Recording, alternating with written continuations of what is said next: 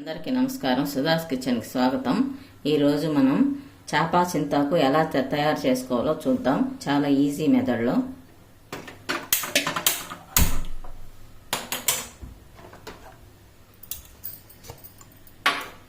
ముందుగా 3 tables of oil వేసుకోవాలి.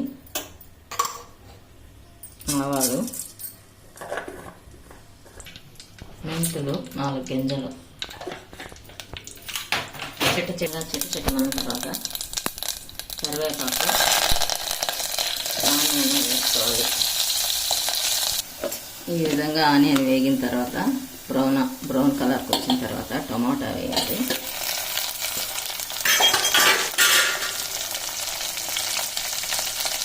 పసుపు,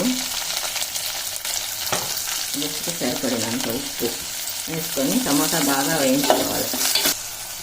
ఈ విధంగా టమాటా వేగిన తర్వాత ముందుగానే తోక, తలకాయ ఒలిచి శుభ్రం చేసుకున్న చేపలు వేసుకోవాలి.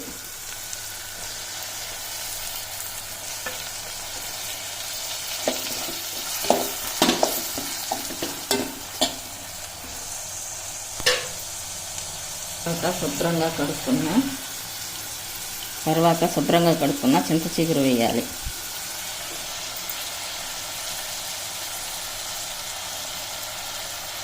బాగా కలుపుకోవాలి.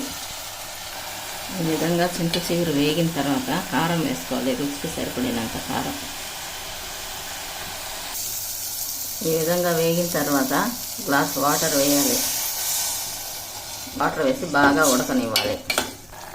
ఒక 5 నిమిషాలు ఉడికిన తర్వాత మామిడికాయ ముక్కలు వేయాలి.